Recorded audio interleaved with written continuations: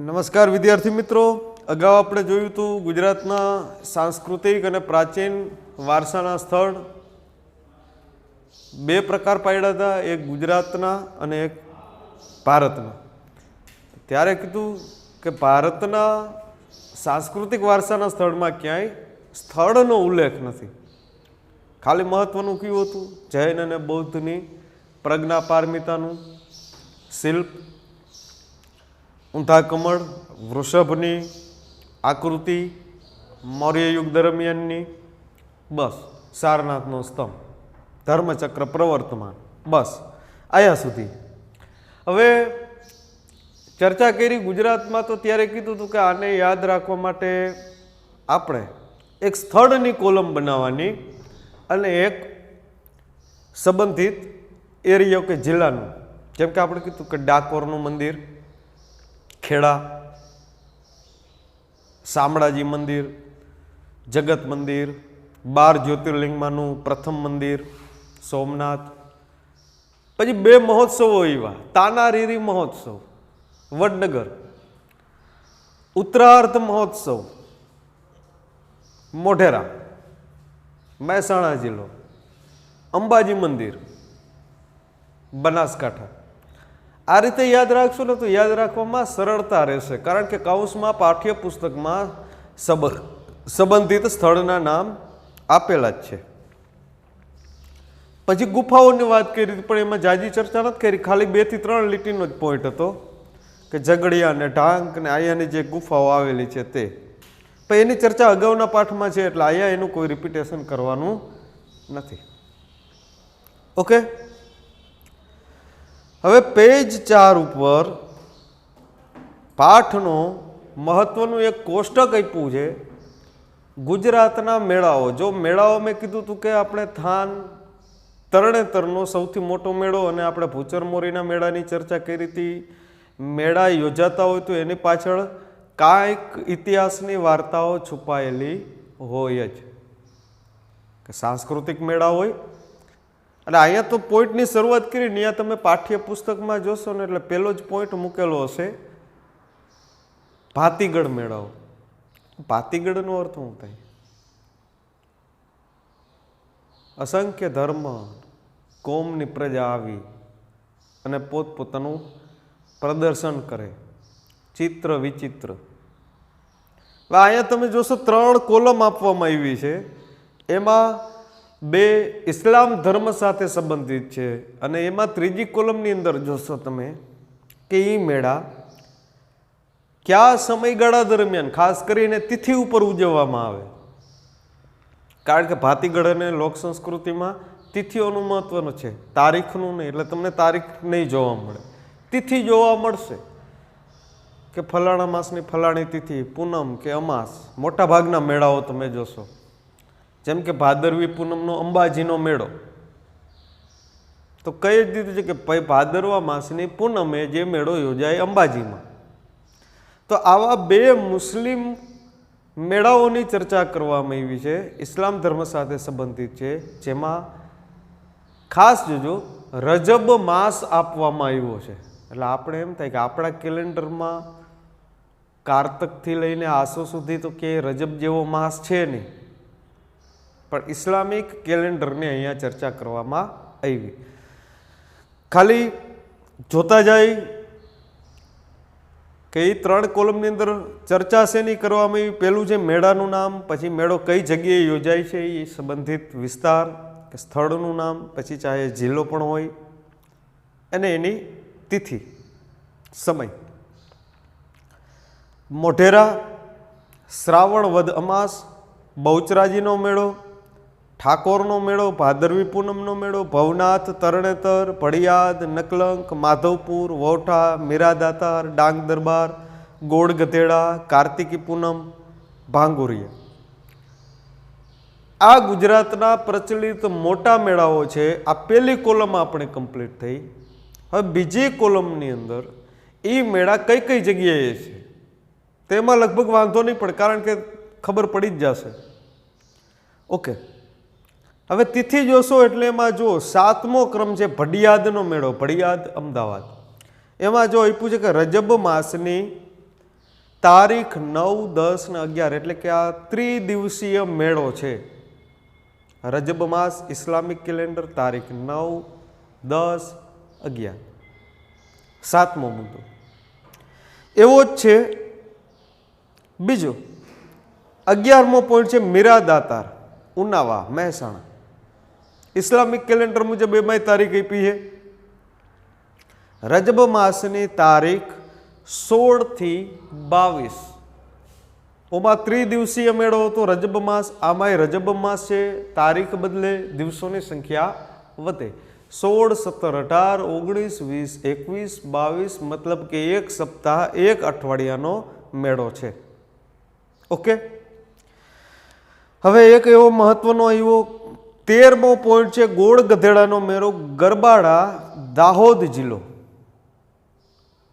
હવે એની મેળા યોજાવાની તારીખ, તિથિ અને સમય જોજો. ત્રીજો પોઈન્ટ એની અંદર હોળીના 5મા કે 7મા દિવસે. હોળીના 5મા કે 7મા દિવસે મતલબ કે હોળી પૈતા પછીના 5મા અથવા 7મા દિવસે. એટલે અહીંયા એવું નક્કી થયું કે આ મેળાનો કોઈ ફિક્સ સમય નથી. હવે આમાંથી પૂછાવા જેવું શું મહત્વનું છે, ટીક કરતા જાજો.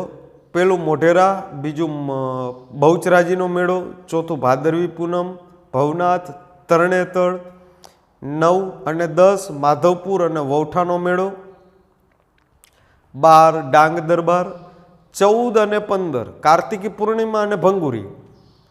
કારણ કે ભાંગુરિયા છે ક્વાંટમની છોટાઉદેપુર જિલ્લો. હવે એમાં તમે જોશો એમાં હોળી પછીના જ સમય મારેલો હોય. ત્રીજા કોલમની અંદર હોળીથી રંગ પંચમી સુધી, એટલે ફાગણ પૂનમ પછીના 5 દિવસ સુધીનો સમયગાળો. ત્યારબાદ આપણો પાઠનો છેલ્લો અને સૌથી મહત્વનો અને સૌથી મોટો પોઈન્ટ છે, જેનો ગુણભાર છે, લખતા જાજો ભેગો, ગુણભાર આપ્યો એ 4 માર્ક. એમાં સૌથી આઈએમપી કોઈ પોઈન્ટ હોય તો આર્ય અને દ્રવિડ. 110% આ બેમાંથી એક પ્રશ્ન બોર્ડની પરીક્ષામાં હશે અને હશે જ. કાર્યની ચર્ચા કરવામાં આવી છે કા દ્રવિડોની ચર્ચા કરવામાં આવી છે, કારણ કે બેયના વિશે પાઠ્યપુસ્તકમાં ચર્ચા જાજી છે. હવે આ પ્રશ્ન સળંગ પણ પૂછી શકાય અને ટૂંકનોંધ સ્વરૂપે પણ પૂછી શકાય કે ભારતમાં વસનારી વિવિધ પ્રજાઓમાંથી કોઈ પણ એકની ચર્ચા કરો અથવા કોઈ પણ બેની ચર્ચા કરો, અથવા સ્પેશિયલ કીધું હશે કે ભાઈ દ્રવિડ જાતિ અને એના લોકો વિશેની ટૂંકનોંધ લખો. પ્રશ્ન 2-3 રીતે પૂછી શકાય. ઓકે. પોઈન્ટ આની અંદર જાજા છે એટલે આપણે એને સરળતાથી સમજવા માટે 3 કોલમ બનાવશું, કારણ કે એમસીક્યુ આમાંથી ઘણા બધા નીકળશે. એટલે પહેલા ચર્ચા કરી છે નેગ્રીટો. નેગ્રીટો આ પહેલા ક્રમે શું કામ? કારણ કે સૌથી પહેલા છે આ આદિવાસી. હવે જો આપણે આદિવાસી વિશે ઊંધું વિચારતા હોઈએ છીએ. આદિવાસીનો અર્થ થાય, આદિનો અર્થ શું થાય? જૂનું અથવા મૂળ. વાસી એટલે કે નિવાસ કરતા, મૂળ નિવાસી એટલે કે એમાં આવનારી સૌ પ્રથમ પહેલી પ્રજા જે યા જ રહેતી હોય, ક્યાંયથી બહારથી આયાત થયેલી ન હોય. આપણે મજૂરોના સંદર્ભમાં આ શબ્દનો વધારે ઉપયોગ કરીએ છીએ કે ભાઈ એ આદિવાસી છે. આદિવાસી એટલે શું? આપણે પછાતના સંદર્ભમાં વિચારતો કે આદિવાસી છે તો પછાત છે, પણ આયા પહેલો જ પોઈન્ટ લીધો છે નેગ્રીટો. હવે એના અન્ય નામ શું? નિગ્રો અથવા હબસી.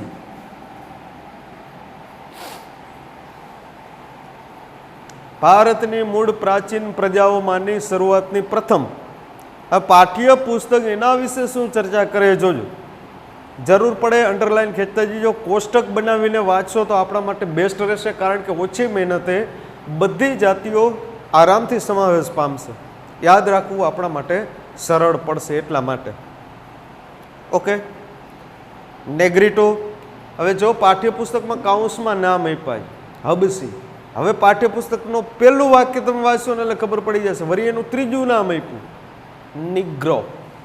તો આપણે જોઈએ નેગ્રીટો મૂળ, નિગ્રો, અને આપણી લોકલ લેંગ્વેજની અંદર આને આપણે કઈ હબસી, હબસી જાતિ. ઓકે, શરૂઆતમાં જ અંડરલાઈન ખેંચી નાખજો. નેગ્રીટો અથવા નિગ્રો જાતિ એટલે કે હબસીઓ ભારતના સૌથી પ્રાચીન નિવાસી છે. મેં કીધું હતું કે અહીંયા પાઠ્યપુસ્તક વાળાએ નેગ્રીટો જાતિને પહેલો ક્રમ આપવા પાછળનું કારણ શું? અન્ય વિશેષતાઓ પણ આપણે જોયેલી. પહેલાં તો શારીરિક વિશેષતાઓ છે, અન્યમાં બહુ ચર્ચા નથી થઈ, કારણ કે એક પોઈન્ટ આગળ એવો આવશે કે જે જાતિનું ભારતમાં ભારતીયકરણ થયું હોય અથવા કોઈ જાતિએ એ જાતિને બીજું નામ આપેલું હોય તો વળી આપણા માટે ડિફિકલ્ટી ઊભી થશે. એટલે અહીંયા લખવું પ્રાચીન નિવાસી.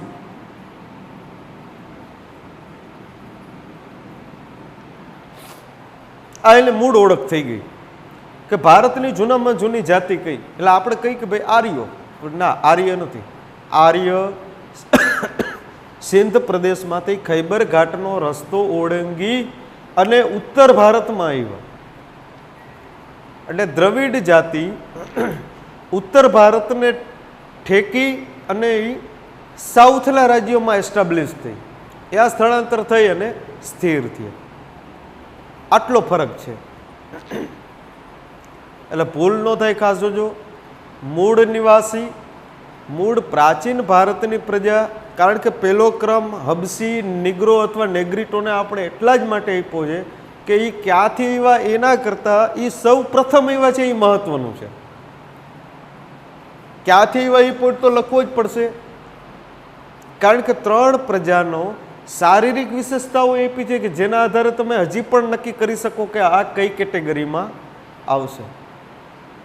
ઓકે, જોઈ કેટલાક ઇતિહાસકારોનું માનવું છે કે નેગ્રીટો અથવા નિગ્રો હબસીઓ આફ્રિકામાંથી બલુચિસ્તાનના રસ્તે થઈ અને ભારતમાં આવ્યા.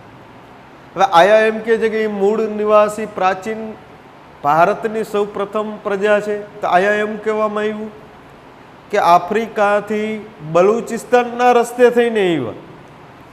આવ્યા ક્યાંથી? આફ્રિકા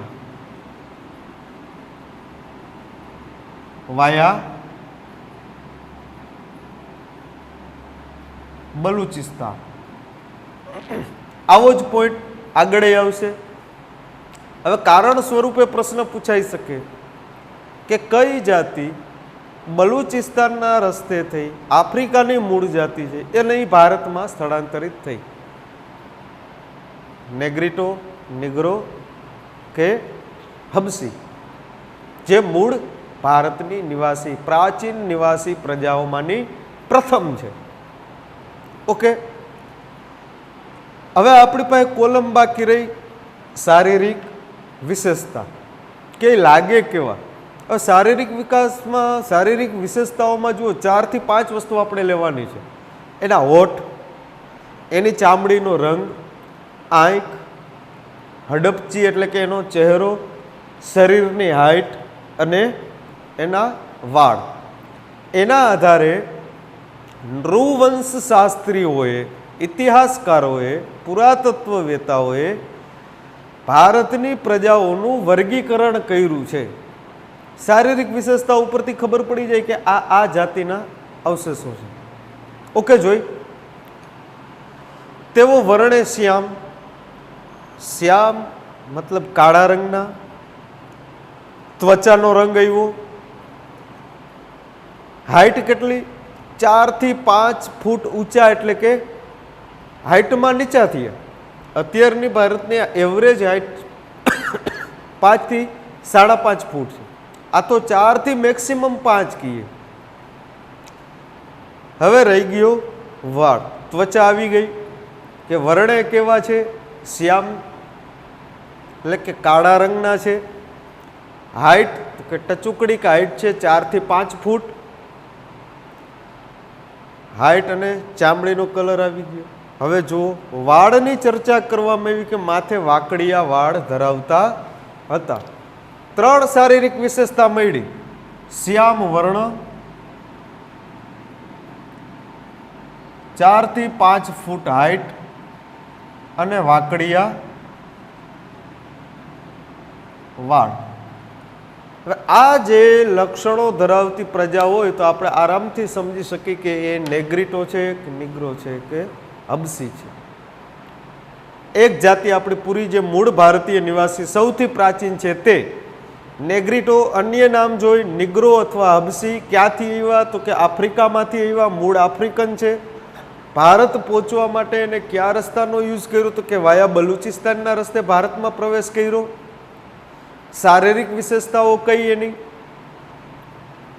વાકડિયા વાળ છે, વર્ણ એનો શ્યામ છે, હાઈટ એની 4 થી 5 ફૂટ છે.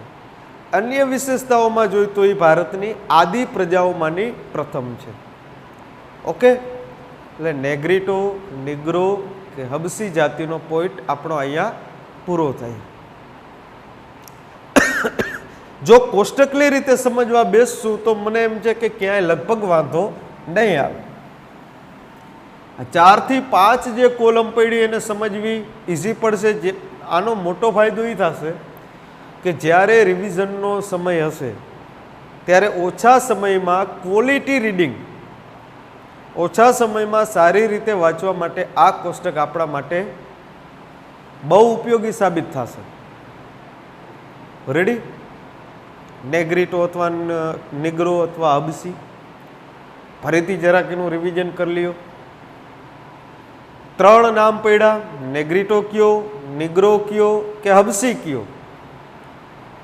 અન્ય વિશેષતાઓમાં ખાસ શું? તો કે મૂળ ભારતની પ્રાચીન નિવાસી પ્રજા છે. ક્યાંથી એવી પૂછે? આફ્રિકામાંથી વાયા બલુચિસ્તાન.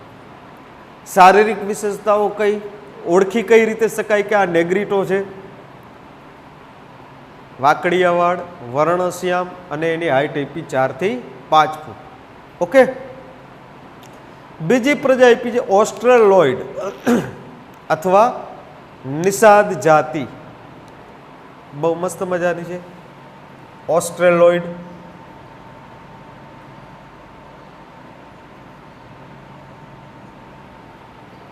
સેમ ટુ સેમ આમાં આપણે ભરતા જઈએ. એની શારીરિક વિશેષતા કઈ? મૂળ ક્યાંના, આવ્યા ક્યાંથી, કેવી રીતના ઓળખી શકાય કે આ ઓસ્ટ્રેલોઇડ છે? અને ઓસ્ટ્રેલોઇડ જાતિના બીજા નામો કયા? જો આ શબ્દ આપ્યો છે બીજું અન્ય નામ નિષાદ. હવે રામાયણ સમયની અંદર નિષાદ રાજગુહ જે જાતિ જંગલમાં વસવાટ કરતી હોય, મોરના પીછા એના વિચિત્ર પરિવેશ હોય, ડ્રેસ, આ જાતિ કઈ? ઓસ્ટ્રેલોઇડ. હવે જુઓ ઓસ્ટ્રેલોઇડ નામ કેવી રીતના આપ્યું છે અને આ નામ ઉપરથી એક તમને બીજું યાદ રહી જશે. ઓસ્ટ્રેલિયા યાદ રાખશો એટલે ખબર પડી જાય. હવે પૃથ્વીનો ગોળો તમે જુઓ કે ભારતનો જે આ સ્થાન કે વિસ્તાર છે એ ભારતથી ઓસ્ટ્રેલિયા ખંડ કે ઓસ્ટ્રેલિયા દેશ ભારતથી કઈ દિશાએ આવેલો? પૃથ્વીનો ગોળો અથવા પૃથ્વીનો નકશો લ્યો, આ ઇઝીલી યાદ રહી જશે. ગોખણપટ્ટી કરવાની કાંઈ જરૂર નથી. ભારતથી ઓસ્ટ્રેલિયા કઈ સાઈડ આવ્યું? અગ્નિ ખૂણામાં. લખી નાખો ક્યાંથી આવ્યા? અગ્નિ એશિયા.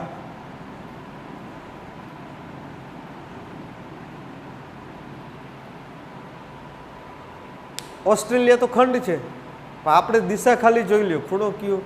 એટલે આયા ઉપર નેગ્રીટો નેગ્રો કે હબસી જાતિ ક્યાંથી આવી હતી? આફ્રિકામાંથી આવી હતી. આ એશિયાની જ છે તો આપણે એશિયા ખંડના તો છીએ. રેડી? આગળ જોઈ. ઓસ્ટ્રેલોઇડ નિષાદ પ્રજા વિશે પાઠ્યપુસ્તક શું કહે? અગ્નિ એશિયામાંથી આવેલી પ્રજા છે. રંગ શ્યામ, લાંબુ અને પહોળું માથું, ટૂંકું કદ, ચપટું નાક, આ એની શારીરિક વિશેષતા. જો કે આંકડાકીય માહિતી નથી આપી, જેમ આને કીધું હતું કે 4 થી 5 ફૂટ હાઈટ હે, ખાલી અહીંયા એટલું કીધું હોય કે ટૂંકું કદ હે, પણ ટૂંકું કદ એટલે ફૂટમાં માપી નથી. ચર્ચા કરી સેમ ટુ સેમ આની ગોળે જ છે, શ્યામ વર્ણ છે, હા, ચપટું અને પહોળું માથું.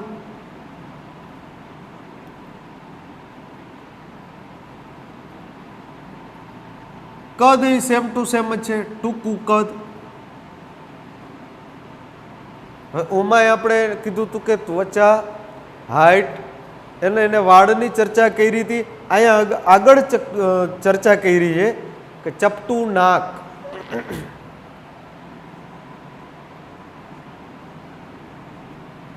આ એની શારીરિક વિશેષતાઓ છે.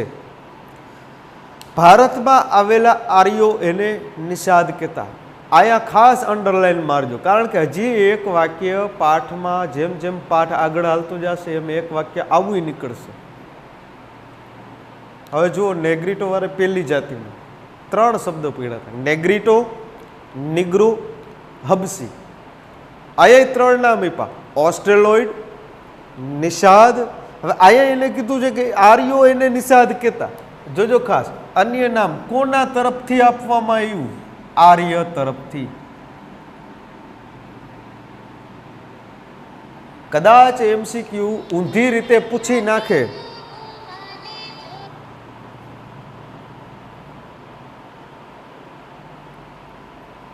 કે આર્યોએ કઈ જાતિને નામ આપવામાં આવ્યું હતું, આર્યો તરફથી કઈ જાતિને નામ આપવામાં આવ્યું હતું અને કયું નામ આપવામાં આવ્યું હતું? ઓસ્ટ્રેલોઇડ પ્રજાને નિષાદ કહેતા, આર્ય. એટલે જ મેં કીધું હતું કે રામાયણના સમયમાં રામનું ખાસ મિત્ર જે વનવાસ દરમિયાન રામની સેવા કરી હતી, નિષાદ રાજ ગૃહ. ઓકે, ભીલી પ્રજા માટે નિષાદ શબ્દ પ્રયોજવામાં આવતો હતો. જરૂર પડે અંડરલાઈન અહીંયા ખેંચી નાખજો. મેં કીધું હતું કે 3 નામ આનાય નીકળશે, જેમ નેગ્રીટોના નીકળ્યા, નેગ્રીટો, નિગ્રો, હબસી. એવા 3 નામ આનાય નીકળે. ત્રીજું નામ નીકળ્યું ભીલી પ્રજા અથવા ભીલ પ્રજા, જેને આપણે તીર કામઠાથી ઓળખીએ છીએ.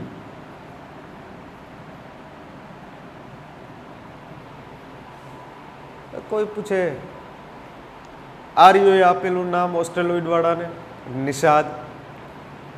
હવે આપણે નિષાદને કઈ રીતે ઓળખીએ છીએ? અત્યારે જે ભીલ લોકો છે, ખાસ કરીને મધ્યપ્રદેશની જે આદિવાસી જનતા છે, એને આપણે ભીલ કહી. બિરસા મુંડા, ભારતનો સ્વાતંત્ર્ય સેનાની, ભીલ જાતિ. તો મૂળ તો ઓસ્ટ્રેલોઇડ જ થયા નહીં, કે જે અગ્નિ એશિયામાંથી આવેલા છે. નિષાદ આર્યોએ નામ આપેલું છે, એટલે અત્યારે આપણે એને ભીલ જાતિ તરફથી ઓળખીએ છીએ. 3 નામ ઉપરની જાતિ જેવા જ આનાથી. ઓકે, આગળ ભારતની કોલ અને મુંડા જાતિ. મેં એટલે જ અગાઉથી જ નામ આપી દીધું હતું કે બિરસા મુંડા ભવન, ગાંધીનગર. ભારતનો સ્વાતંત્ર્ય સેનાની 6ઠા 7મા ધોરણની સમાજની બુક આપણે જોઈ હશે તો એને ફરીથી થોડુંક યાદ કરો. તીરકામઠાવાળો એ સ્વતંત્ર સેનાનીનો ફોટો પાઠ્યપુસ્તકમાં દોરેલો હતો. રેડી? ઓકે. અસમની ખાસી પ્રજા, નિકોબાર અને બ્રહ્મદેશ. બ્રહ્મદેશ એટલે હાલનું મ્યાનમાર. જો બ્રહ્મદેશના 3 નામ થશે. બ્રહ્મદેશ કીધું કે મ્યાનમાર, વર્તમાન નામ બર્મા. રેડી? 3 નામ આ દેશના નીકળ્યા, 3 આ જાતિના નીકળ્યા, 3 આ જાતિના નીકળ્યા. ઓકે, આગળ. હવે આ લક્ષણો જોવા મળે. કઈ કઈ જાતિ? ફરીથી જુઓ, 4 આપી. એક મ્યાનમારની છે બ્રહ્મદેશ, બર્મા. એક અસમની ખાસી પ્રજા, ભારતની કોલ અને મુંડા જાતિ અને એક નિકોબારમાં આ જાતિના અવશેષો જોવા મળે છે. હવે આપણે સૌરાષ્ટ્રનો ઉલ્લેખ છે એટલે આપણે જોઈ લેવું કે આપણે શેમાં આવશે જોશું ત્યારે. આગળ જોઈ ભારતની સંસ્કૃતિ અને સભ્યતાના વિકાસમાં આ પ્રજાનો ફાળો વિશિષ્ટ છે. સરસ શબ્દ આપ્યો. અન્ય વિશેષતાઓમાં આવી જશે સંસ્કૃતિ અને વિકાસમાં મહત્વનો ફાળો.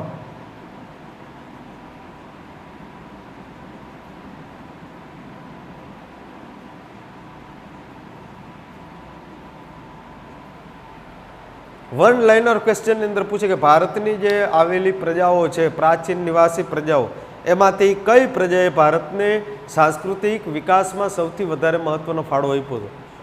જો આર્યની અંદર સેમ આવો જ પોઈન્ટ આવશે એટલે આપણે અહીંયા હલવાઈ ન જાય એટલા માટે અહીંયા આ ખાસ શબ્દ લખવો અને યાદ રાખવું. ઓકે. હવે કાર્ય શું કરતા? માટીના વાસણ બનાવવા, ખેતી કરવી, સુતરાઉ કાપડ વણવું આ એના મુખ્ય ધંધા વ્યવસાય અને કૌશલ્ય હતા અને એઓ પોતાની ધાર્મિક માન્યતાઓ પણ ધરાવતા હતા. આયા સુધીનું રેડી. બે જાતિ જોઈ નેગ્રીટો અને ઓસ્ટ્રેલિયોઇડ ત્રણેયના ત્રણ નામ. નેગ્રીટો, નિગ્રો, હબસી ક્યાંથી વા આફ્રિકા વાયા બલુચિસ્તાન. શારીરિક વિશેષતા અન્ય. ઓકે. આશા છે અહીંયા સુધીનું આપ સૌને સારી રીતે સમજાયું હશે. નેક્સ્ટ પોઈન્ટની અંદર આપણે દ્રવિડ જાતિ વિશેની ચર્ચા કરશું કે જેના ઉપર પાઠ્યપુસ્તકે જાજી ચર્ચા કરી છે અને મહત્વનો પોઈન્ટ છે. ઓકે.